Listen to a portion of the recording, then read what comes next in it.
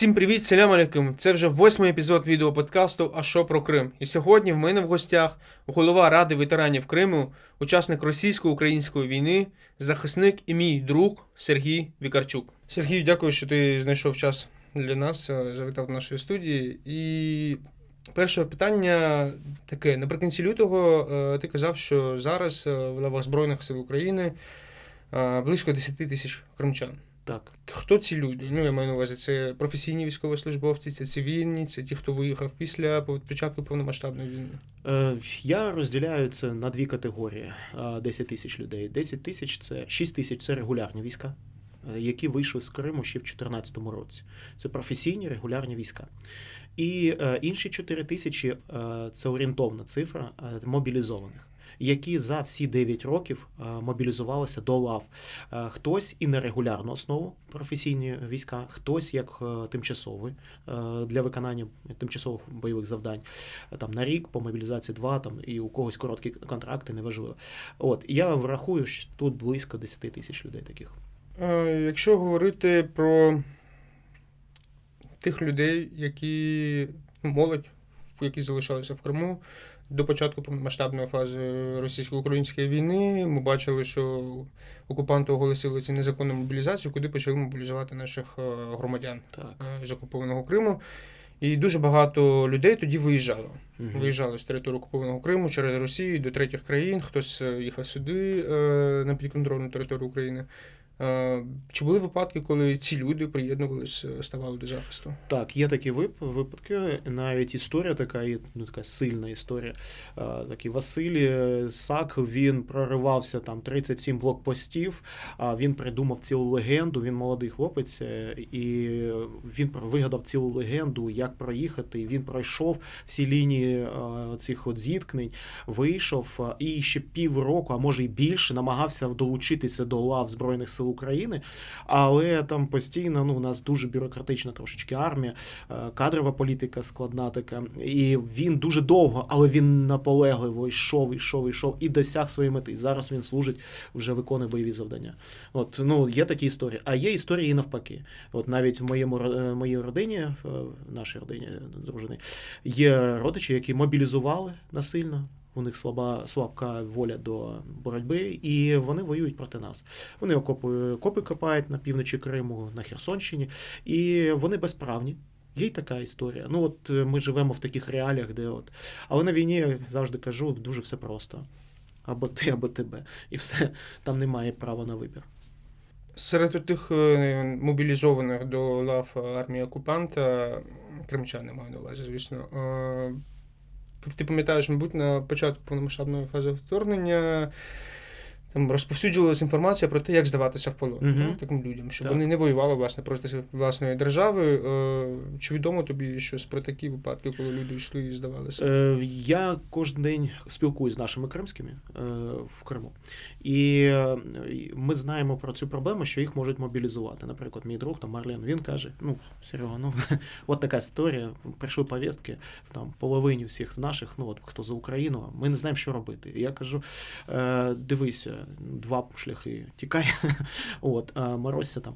Інший шлях, якщо вже у тебе немає права на вибір, іди туди, але дай нам інформацію зсередини, штаби, зброя, техніка, люди. Будь сплячим агентом нашим. Якщо вже прийшлось таке робити, ти вже і пішов, іди. Рекомендую не приймати участь в бойових діях, уникати, придумати якусь, але нам потрібна інформація, і ми збираємо цю інформацію. Нам потрібні такі люди навіть в Збройних силах російської армії. Я консультувався з Збройними силами, з контррозвідкою, з іншими, що буде. Тобто, якщо наші дають мені маркер, що вони там на лінії зіткнення в такій-то точці, ми знаходимо людей, які ми даємо, у них є алгоритм дії, ми йому все прописуємо, і вони можуть перейти. Наші я не знаю на моїй пам'яті з моїх друзів, хто так пройшов, бо це дуже небезпечно, і всі бояться таку штуку. Бо реально тебе або частіше свої, російські застрелять. І тут ще ти можеш під шквальний вогонь потрапити. Це дуже ризикова тема, і це дуже серйозна штука. І от тут потрібно дуже бути обережним, і тому ми рекомендуємо. Перше, от чому зараз була після 22-го року велика хвиля емігрантів з Криму. Мій друг Арзу там в Туреччині, там з Ялти там хлопець, який там він зараз в Польщі, дівчина з Севастополя теж в Польщі. Тобто вони зараз от багато людей, особливо Таліпова, цей який. Цей блогер, який... Блогер, СМЕРШ у нього кримський. Він оце полює на людей кожен день. Я насправді там знаходжу друзів. Він дає посилання в Інстаграм, я підписуюсь на цих людей. А ці люди частіше вже виїхали. Але він полювання продовжує на їх бізнеси, на їх родини. І таке ж є. Тому є алгоритм, як це зробити. Але я рекомендую обійти це з іншої сторони. І краще поїхати тимчасово з Криму поїхати. Я знаю, що це покинути рідну домівку, але це краще за життя. Так, або говорячи про цього, навіть не знаю, як його назвати, умовного мисливця Таліпова, дуже сподіваюся, що теж партизанський рух оголосив на нього полювання. Я сподіваюся, що воно завершиться дуже вдало. Повертаючись до наших захисників, до наших ветеранів, кримських саме, хочу з тобою проговорити про соціальний захист для них взагалі з 2014 року і зараз, які основні проблеми. Проблеми не міняються. Все залишається все те ж саме. Перша нагальна проблема кожного кримського воїна, і цивільного, мабуть, це житло, забезпечення житлом. Щоб придбати самостійно, потрібно купити ці, накопичення зробити. Щоб накопичення зробити, ти маєш на оренду витрачати. Це неможливо, це замкнути таке коло, це найбільша проблема, яка не вирішується. Є державні програми для воїнів з Криму, там з Донецька, Луганська, АТО ВПО, 280-та постанова КМУ, вона може забезпечити, але там вона дуже повільна, не вирішується це питання. Тобто вже умовно 9 років я на прикладах на однієї руки зможу сказати, кому дісталася ця допомога, підтримка, але це нереально. Тобто це нереально. Дуже перша проблема – це житлова програма. Потім, якщо ми говоримо, турбота про родини. Потім, коли людина повертається після служби, потрібні якісь соціальні гарантії. Там садочки – це вирішено, школи – це вирішено, окей. Якщо ти УБД, то тобі без черги, ти учасник бойових дій, ти без черги можеш це все повирішувати.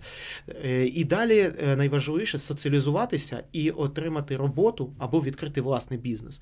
Я стою на тому, щоб люди відкривали власний бізнес. Там ти більш вільний, творчий, самодостатній. Ти скільки заробив, скільки поробив, стільки заробив. Не хочеш заробляти, не будеш заробляти. Але більше всього. І найбільша проблема – це комунікація з чиновниками. І вона, я б так сказав, суспільство, чиновники, нас, воїнів, трошечки маргіналізували. Перетворили нас в таких людей, які вимагають оцю квартиру, землю, пільги, оце все. І щоб це все отримати, це нереально. Створюються бар'єри. Вони називаються бюрократії, а бюрократія це називається інструментом, який дозволяє їм впорядковувати державотворчу роботу. Насправді це просто ключ до корупції. І ще якісь, щоб отримати якісь пільги, я, наприклад, після війни, коли повернувся, я не користувався взагалі не користувався років 4. Я порахував, що я віддав державі, здається, в районі на той час $10 000. Просто не користувався санаторії, пільги, проїзд, не знаю, все, що можна було, страхування на авто, там є ще інші державні програми на житло, там іще що, і земля. Я так умовно порахував, що я там 10 000 не отримав від держави. Я психанув. І почав це все методично проходити. Одним словом, це все нереально. Потрібна величезна, стійка, така наполеглива робота, щоб пройти всі ці коло ада. Коли ти приходиш в один кабінет, тобі кажуть, іди в наступний, з наступного в третій, з третього в четвертий, з четвертого в п'ятий, в п'ятий, шостий, сьомий, сьомий. І ти це по двохповерховій будівлі вже години 3 бігаєш, і ніхто не знає, як вирішити твоє питання. І той займається цим, а цей не займається цим. І ти, я розніс всіх. От, наприклад, в моєму випадку я всіх поставив я навчив їх працювати. Я їм пропонував навіть на волонтерських засадах прийти попрацювати безкоштовно. Організую їм роботу.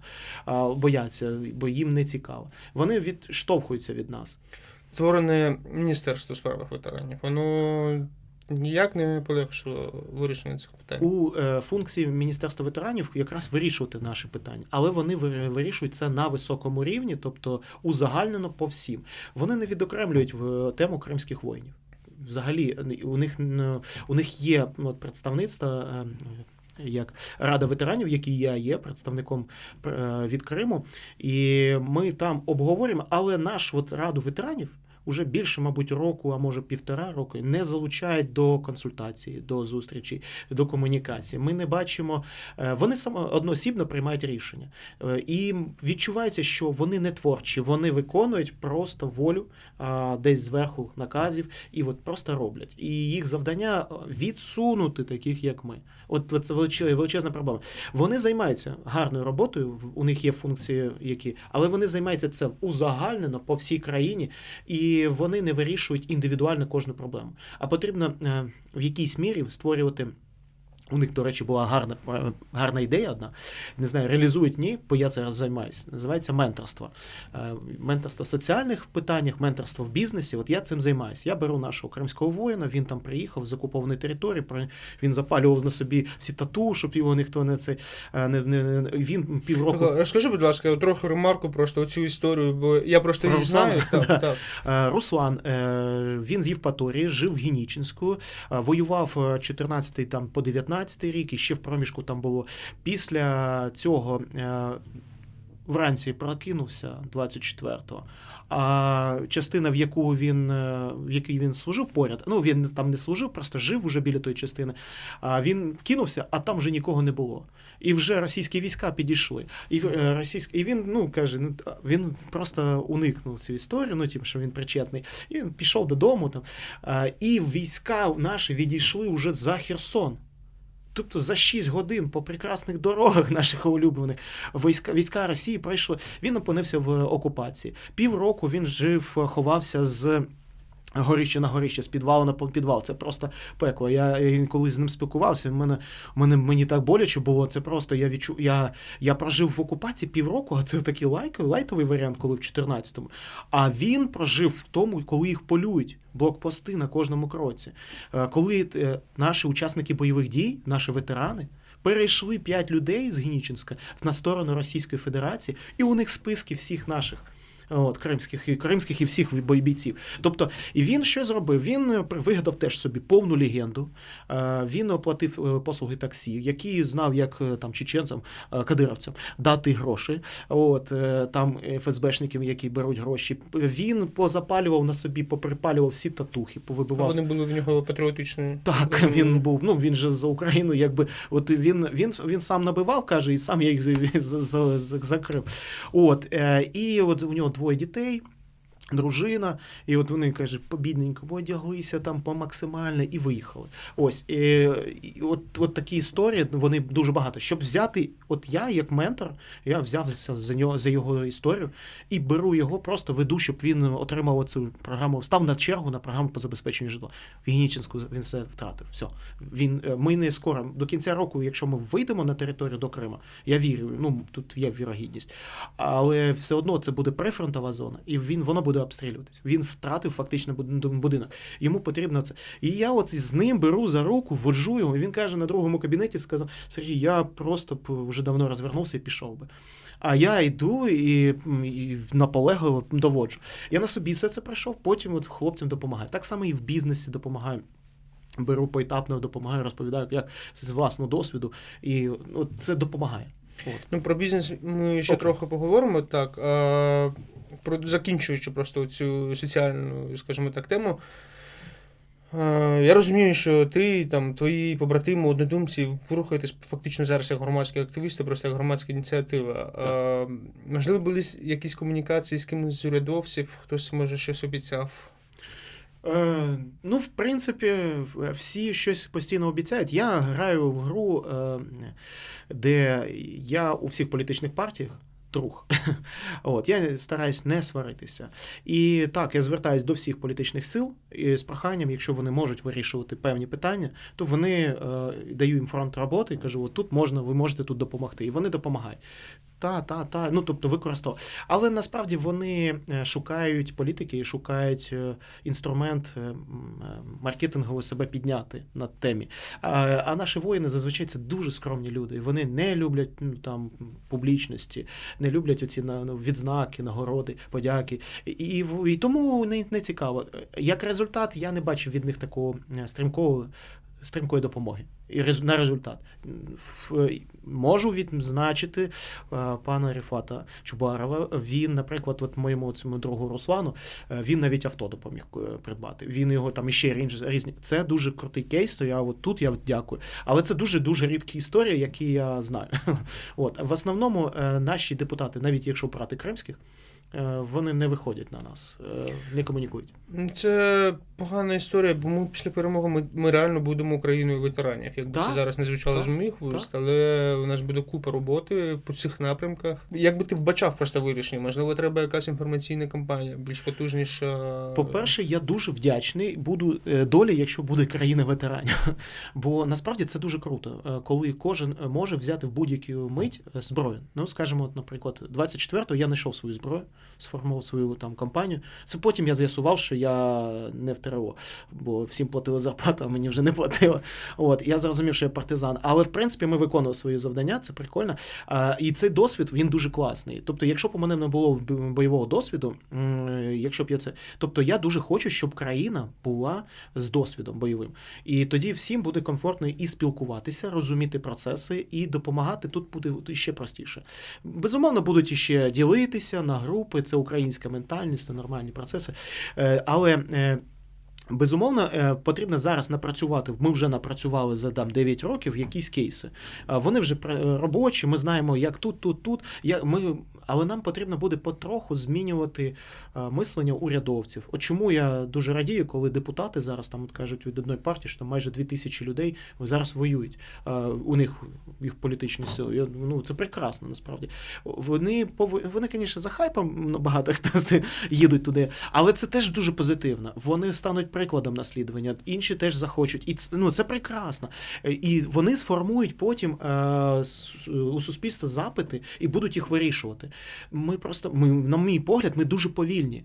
24.02 дало нам поштовх, але ми все одно на якийсь там період потім стали знову в'язними, топчемося, пилю цю грибемо під собою, ані не рухаємося далі. А всього достатньо тільки політичних рішень, швидких і надієвість. Я думаю, що кейси вже напрацьовані є, нам потрібно тільки, щоб повернутися всі зараз.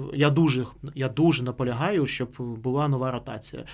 Цих хлопців, які зараз воюють, поміняли, нові мобілізації зайшли, обстрілялися нові воїни, обкатали, так скажемо, щоб у нас бувалих воїнів, якби з бойовим досвідом, було багато. Я хочу, щоб було до 10 мільйонів. Коли у нас буде 10 мільйонів людей з бойовим досвідом, це просто, це страшно. Це страшно навіть мені. Я собі уявляю, що там буде труситися у Русні, коли вони будуть розуміти, що тут 10 мільйонів людей. Як от наш друг з Сімферополя, він в ТРО служить в Чернігові. Вони взяли полоненого росіянина. І він допитував. Він сказав, можна я запитаю? Спитай. А що, правда вам всім автомати роздали? Да. І він говорить, він каже, і реально фішка була в чому? З кожного пагорба, з кожного віконечка, з кожного кута їх просто розстрілювали. І вони чому звірства робили? Вони налякані були. Вони чому? Вони були в патовій ситуації. От нам потрібно навчити. Я думаю, що ми потім в процесі будемо всі міняти, всі соціальні, побутові проблеми, ми це вирішимо. Але от потрібно зараз терміново зробити нові ротації, поміняти цих хлопців. Ці люди мають прийти, адаптуватися. Дивіться, фільм американський будь-який, там в Іраку хлопець воює, да, приїжджає на побувку, їм 30 днів дають, нашим хлопцям 10 дають. Це просто. І у них немає. Я був в армії, я знаю, як це. Я віддав зброю десь приблизно вже 2,5 роки. Я втомився від цієї зброї. Ти там в тюрмі. Ти в тюрмі, тебе не випускають, а їм потрібно відпочинок, їм потрібні родини, їм кохання потрібно, алкоголь якийсь, я не знаю, розваги, їм потрібно якесь життя своє, у кожного, хтось бізнес дорозвинути, у когось іще щось, їм потрібно повернутися, хтось творчістю займається. От я граю в театрі, і от мене це розслабляє, у нас театр ветеранів. То чому б це все, от і нам потрібно повернути тих людей, нових піти окунути, і потім, коли ті втомляться, знову прийти нам поміняти цих хлопців, і так ми можемо воювати. Можна я попрошу просто доповнити зараз те, що я скажу? Я дуже добре спілкуюсь з одним інструктором військовим. Він з Ізраїлю, він тут передає свій досвід, величезний досвід, насправді, і нашим військовослужбовцям, і тим цивільним людям, які хочуть підготуватися. Це чудово, ми з ним спілкувалися не один раз. Коли я в нього питав про те, чому це є необхідним тут, в нашій країні зараз, він сказав, що, друзі, ви маєте навчитися жити, як живе Ізраїль вже багато років, з агресивним сусідом, з ймовірністю постійного поновлення бойових дій, обстрілів тощо. Будь ласка, просто від тебе, чому дійсно це зараз важливо, і чому навіть після припинення активної фази бойових дій, чи після повної поразки Росії, ця загроза нікуди не зникне? Є такий вислів: хочеш миру, готуйся до війни. Потрібно, чому росіяни зробили дві таких оці кампанії, таких агресивні, одна війна, але от такі, тому що ми розслабились. Ми розслабились в Криму, ми розслабились у 22-му році, нас не мобілізували до того. От я тут дуже претензійний до нашого керівництва. Не мобілізували нас, учасників бойових з досвідом, в механізовані бригади, не висунули на кордони. Тобто, от що це ізраїльтянин каже, який тренує? Він каже про те, що загроза нікуди не подінеться. І поки ми будемо думати, що хтось за нас це зробить, ворог буде акумулювати сили і знову це зробить. Я сам таке робив, от коли я в своєму ЖК, там, і у мене був квартал, у мене було там дві неофіційні, одна офіційна підрозділ, а інша неофіційна. Я їх вчив зброї, вчив тактиці, медицині. Ми повністю домовилися, на яких хвилях ми працюємо, на основних, на запасних. Я їм сказав, наприклад, якщо ви не відчуваєте, не можете стріляти ворога, але зброю заберіть, мені принесіть, БК мені принесіть. Тобто ми розпрацювали всі схеми. Ось це потрібно суспільству. І зараз це дуже важливо. От, наприклад, розповідаю, в моєму підрозділі Маус є такий, він з нами тренувався. До цієї всієї він трошечки так панічно місцями був. Там у нього була подія, я сам трошечки, якщо чесно, такий напружений дуже. Я не спав всі 42 доби, хоча 37 тут було в обороні, але я не спав всі 42 доби, взагалі не спав. І це все прилітає, тобто ти розумієш це. І що відбулося? Маус за цей період долучився до мого відділення, ми його пройшли з ним разом, тренування всі. Навіть окопувалися, йшли, проходи, з зброєю, з БК, розтяжки. Тобто вся історія, що може статися. Зараз мобілізувався, впевнений, вже служить. Люди не знають своїх можливостей. Якщо б людина пройшла ось такі курси, те, що такі роблять, людина потім розуміє, це не важко. Армія – це по більшій частині навіть більше рутина. Там ти там частину там собі... Це така сама робота, насправді. Така сама, взагалі. Ти водій там був, ти тут будеш водієм. Якщо ти там хочеш напроситися в піхоту, штурмові бригади, це ще одна історія, ти ще напросися. Але якщо, наприклад, у нас Маус був медиком бойовим, то Маус зараз і потрапив в евакуаційну команду. Тобто, він проходив, я його там багато, ми відправляли на курси, він проходив все, і він вже впевнено виконує свої якісь роботи. Ось, людям потрібні ці курси. Дуже. Ні, таке, я просто хочу зауважити, що така підготовка, насправді, вона, мабуть, просто дуже сильно підвищує чиї шанси на виживання в випадку мобілізації. Скажу відверто, той інтенсив війни, який там зараз відбувається, не допомагає навіть дуже досвідченим. Да Вінчі, в нашому випадку, який дуже досвідчений, дуже сильний воїн, який пожиттєво отримав відзнаку Героя України. Це посмертно всім дають. І то не всім. І ще потрібно зараз намагаюсь Афанасьєву, Карабінкову добитися нашим загиблим воїнам. А я не можу. Ну, я вже подав запити, ми працюємо над цим, але це дуже тривало. А він за життя отримав. І він навіть в такій інтенсивній, але так, це шанси твої скорочує. На загибель. І вижити у тебе збільшуються шанси. Але в тому інтенсиві, який там війни, у нас насправді там зараз 4-5 таких точок, 100 атак в день, але 4-5 точок. Не весь фронт такий загрозливий. Але тим не менш, нам потрібно зараз армія готується до контрнаступу, збирає війська, вчиться війська. Наші кримські навіть їздили вже за кордон, вчились на новій техніці, працюють. Це все дуже потрібні речі. Дуже потрібні. Ти згадав про Да Вінчі, честь і шана нашим загиблим захисникам. Сергію, говорячи далі про захист для наших захисників, для наших ветеранів, окрім соціального захисту, є дуже важлива складова психологічна адаптація, яка була актуальною з 14 по 22, зараз тим більше актуальніша. Як це взагалі відбувалось тоді, до початку повномасштабної фази війни, чи були якісь проблеми, або можна вважати, що цей напрямок, він, в принципі, доволі нормально тримався? Робота в цьому напрямку потрібна величезна.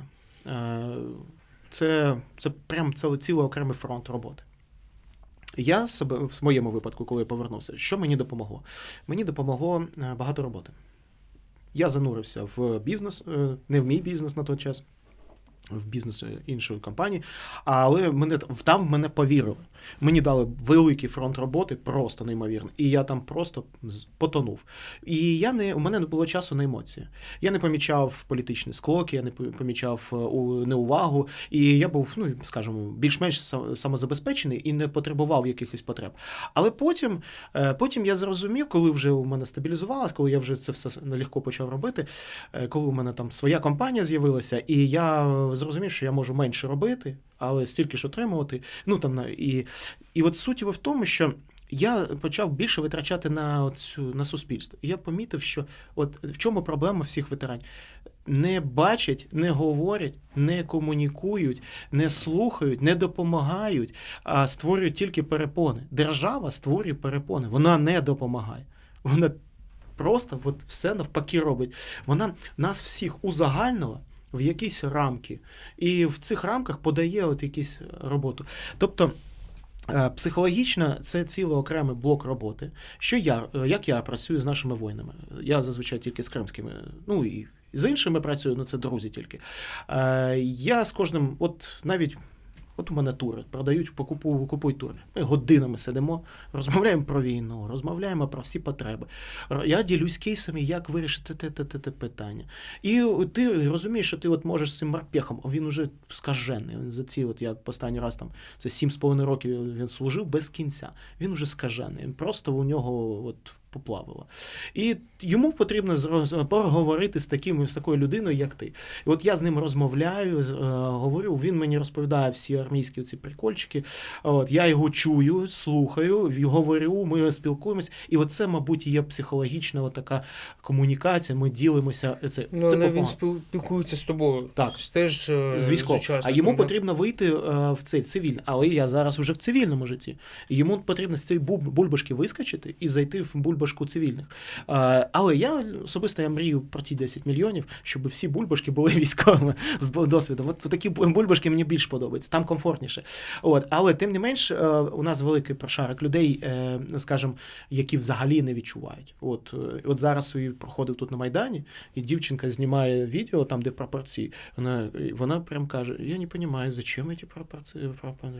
Вона не розуміє. Насправді, Я якраз і хотів спитати ще в тебе про адаптацію саме цивільного населення, бо минулої програми, я поясню чому, минулої програми ми спілкувалися з пресофіцеркою 47-ї бригади Магора Анастасією Бищик, журналісткою, так. І вона теж говорила про те, що суспільство насправді воно має готуватися, що після перемоги повернеться величезна кількість людей з бойовим досвідом, які пройшли війну. І як ти сказав, що ти військовослужбовець, але зараз в цивільному житті, щоб ти просто порадив людям, як вони мають до цього готуватися. Можливо, щось треба почитати, вивчити, чи просто треба знати якісь етичні норми, і цього буде достатньо. Мені по-перше, не потрібно на цьому замикатися, вважаю. Це перше. Другий момент – не чекати після перемоги. От я ненавиджу це. Не на часі, після перемоги.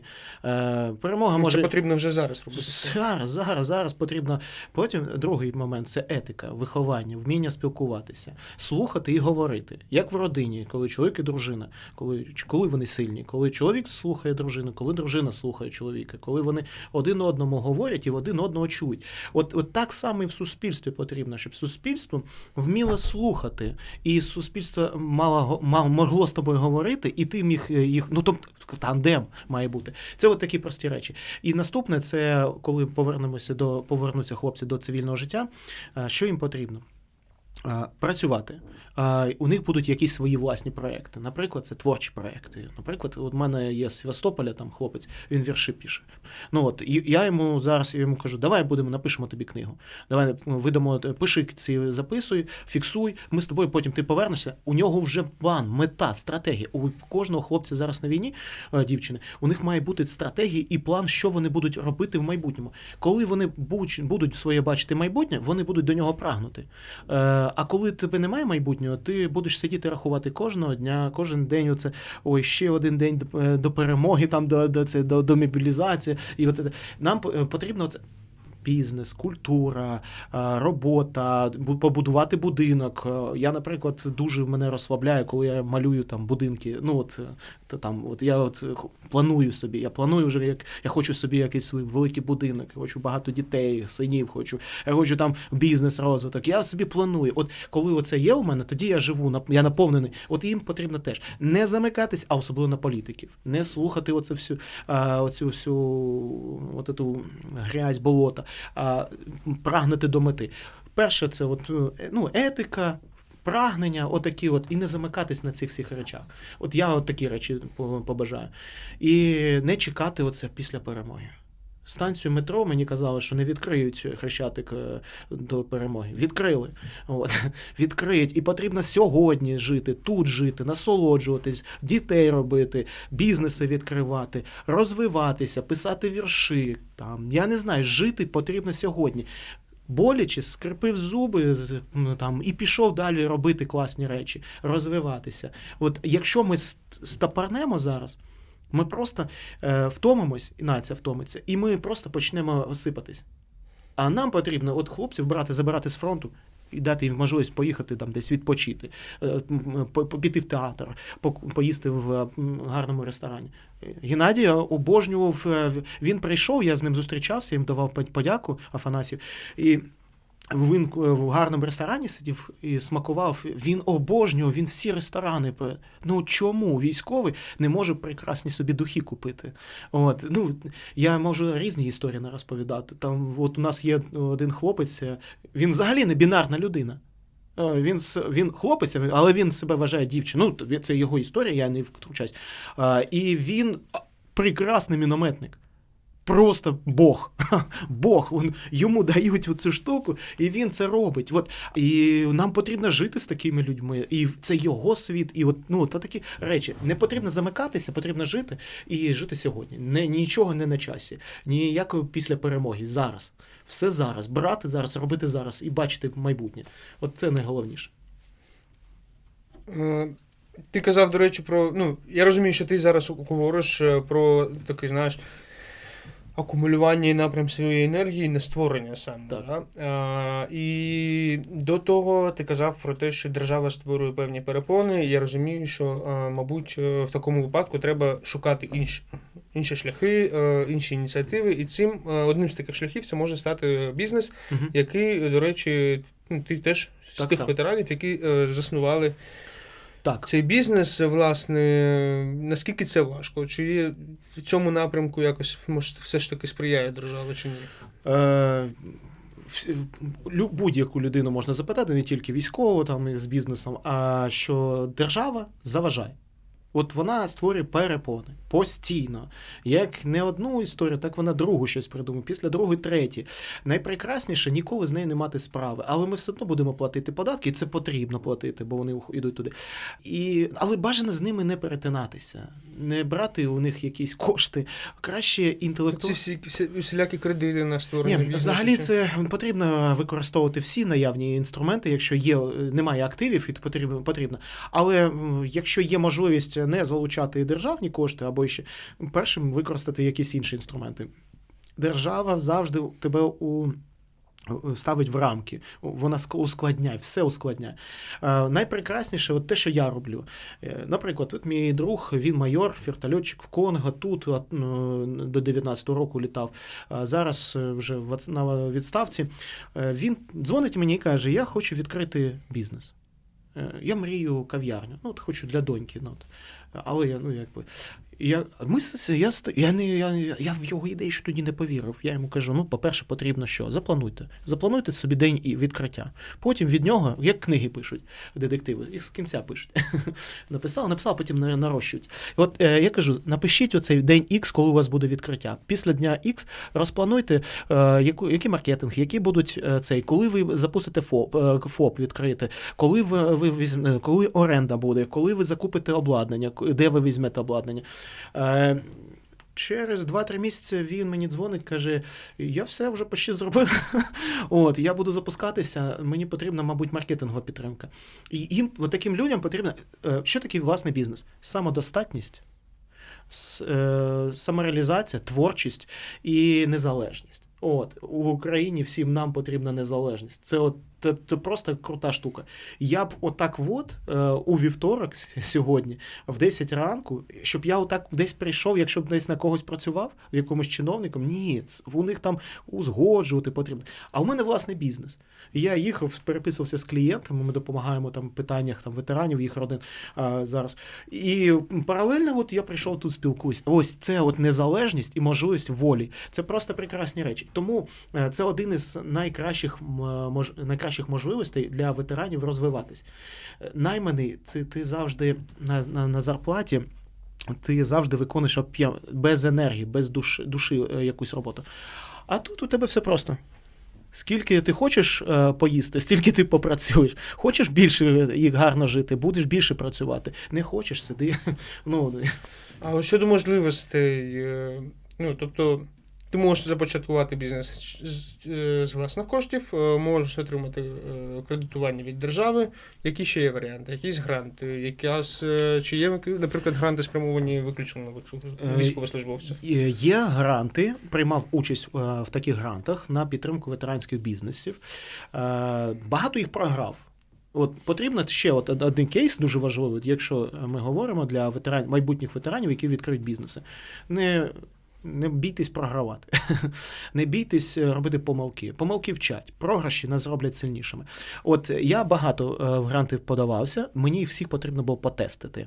Не всі їх виіграю, а для чого потестити? Щоб зрозуміти, робочий варіант чи не робочий варіант. Бо це незалежні. Гранти теж інструмент. Якщо тобі там дадуть 3 тисячі гривень, і ти можеш апарат кави цей купити, або там ще якийсь бери цей інструмент, подавайся, працюй. Якщо є партнерство. Партнерство – це така складна історія, якщо ветерани об'єднуються. Рано чи пізно ветерани починають ділитися. Хтось мало працює, хтось багато, вони починають сваритися. Тут це будь-якому бізнесі. Будь-якому бізнесі. Тут прекрасно, коли родиною, але родину потрібно, щоб там така родина була монолітна. Бо навіть можуть всякі речі можуть впливати на емоції, іще. Але в будь-якому випадку всі наявні. І від держави є кредити. Я не любитель таких речей, але якщо є... ми виграли для цього ветерана, він сам, не ми, а він виграв, 250 тисяч. на його кав'ярню. Він сам своїми руками, вертольотчик, робить стойки, столики, там електрику, опалення, кондиціонування, там все це робить. І у нього зараз кав'ярня чебуречна. І він просто, вчора я їв такий 50-сантиметровий чебурек. Я ще таких не бачив. Просто і працює. І я бачив, вчора з ним спілкувався, це його надихає. Всі інструменти, які є, потрібно використовувати. Може людина, просто щоб закінчити цю історію, військовослужбовець, кримчанин, наприклад, прийти до вас, до Ради ветеранів Криму, і там його зможуть проконсультувати, наприклад, допомогти. Це насправді більше моя власна ініціатива. Я це роблю від своєї душі, навіть не до Ради ветеранів Криму, а це моя власна ініціатива. Бо в мене є певний досвід, і я про це ділюсь. Так, до мене можна підійти, подзвонити, написати, мої телефони всі відкриті, я завжди. І я проконсультую. Поетапно підкажу, якщо потрібно, і як виступлю як амбасадор, прорекламую, підтримую. Я буду все робити, щоб... Чому я це роблю? Це дуже прикольний кейс. Успішні ветерани, бізнеси їхні, це мої клієнти. Мої клієнти багаті, і я заможний. Це ж дуже прості речі. Я не ворую, не краду там. Я роблю їх заможним, вони мене роблять заможним. І ми живемо в такому. Оце правильні речі. Ось про це потрібно. Я не знаю, що ще тут додати. Це найголовніше.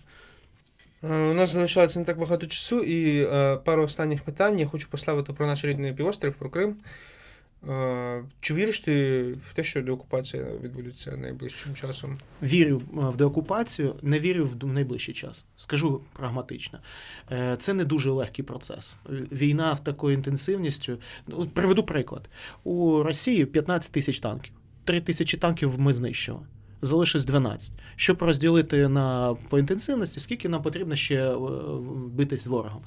Так само і, тобто у нас іще в перспективі 3-4, 5, я 5-7 навіть ставлю іноді, років війни.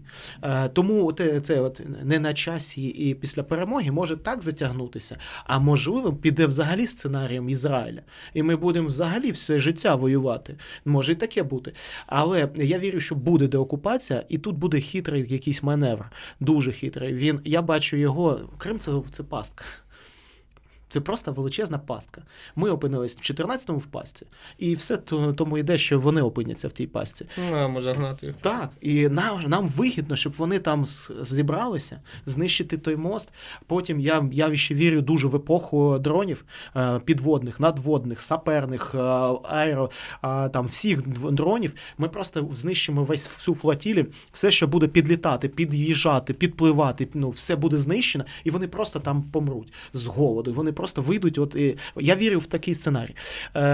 І мені здається, навіть багато експертів теж так вважають, що Крим навіть першим буде, ніж Донбас. До речі, так, я теж чув про цю думку, що звільнювати Крим буде легше, простіше, перетворити його на острів і просто окупаційні сили там заблоковані. Так, але є маленька загроза. Це може бути для нас потім пасткою. Тому потрібно бути таку забезпечити, таку армію зробити, тому і потрібно більше військових, потрібно більше.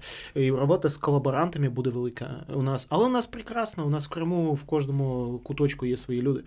Ми знаємо, хто там зрадники, а хто наші. І нам потрібно прийти, і всі наші нам допоможуть, і нам потрібно їх розвивати, їх бізнеси, їм дати роботу, а ці мають піти. Їм потрібно дати шанс піти самим. Але я вірю, Крим буде деокупований, питання тільки часу. Я не вірю, що в кінці цього року. Але це буде дуже круто. Я обожнюю помилятися. Якщо це я помилюсь, і ми в кінці року вже заїдемо, я з радістю пригощу батьковим вином. Дуже класно. І останнє питання. Насправді, в мене ще 2 останніх питання. Я, правда, не зовсім собі розумію відповідь на одне з них. Я тобі зараз його поставлю, бо я розумію, що це дуже важко буде. І звучить вона таким чином. Зрозуміло, що після перемоги, після звільнення наших територій, коли це відбудеться, туди будуть повертатись наші громадяни, ті, які були вимушені переїхати, в тому числі ти і я, і будуть повертатися люди з бойовим досвідом, будуть повертатися ветерани. там нас буде зустрічати частка того населення сепаратистського, проросійського. Як уживатися з цим людьми, які є громадянами України, але не є українцями по суті своєї, і вони не захочуть нікуди їхати? По-перше, дуже класну завжди думку маю. От я її почув від цього нашого воїна, який оце пробирався крізь блокпости, потім зараз воює САК. Ми будемо дуже здивовані кількості за Україну в Криму. Дуже будемо здивовані. Це одна історія. Скільки була окупація, стільки має бути деокупація. Тобто має бути створена військово-цивільна адміністрація, там мають бути все чітке підпорядкування, ну таке як в армії умовно, де будуть чітко. І ще от я мрію про це, відбирати громадянство у тих людей, які колаборанти. Їх не потрібно переслідувати. Ярих, які там сповідували війну або брали в руки зброю, їх потрібно через суди офіційно судити, карати. Це як воєнні злочинці. Як військові злочинці і як ті, хто закликав до війни. Я прирівнюю це до одного. А от інших людей там потрібно вже гратися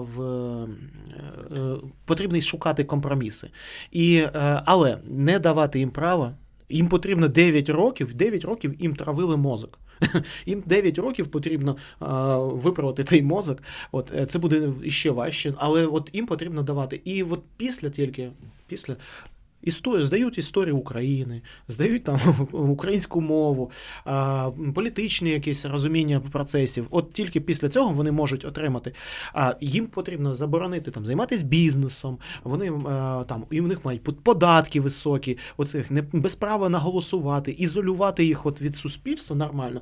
Тобто вони, грубо кажучи, вони як були маргіналами, так вони мають там іми залишитися, і щоб їм було некомфортно, і вони пішли. От такі. Але підтримувати тих, хто хоче, хто старається, хто за Україну. Я так думаю. І останнє питання, яке я хотів поставити тобі, ставлю про про мрію. Ми всі будемо повертатися в Крим з різним досвідом.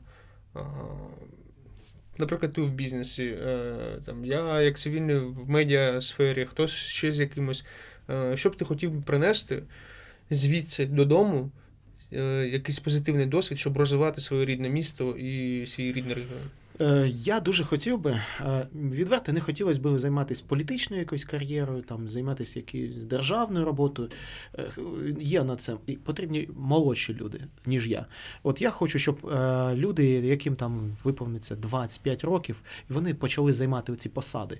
Щоб вони займали посади, почали творити, щоб вони були більш творчими. Я хотів би прийти в Крим, повернутися і займатися культурою і бізнесом.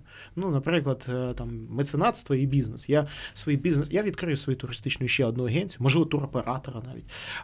Я найму українців, які там жили, мучилися це все весь час. Я буду давати їм роботу, вони будуть давати мені можливість заробляти.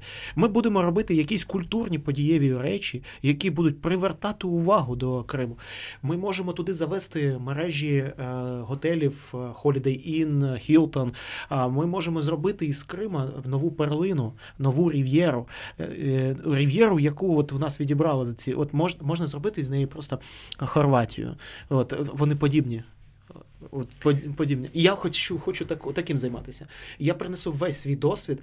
Я не впевнений, що я все життя тепер буду в Криму після повернення.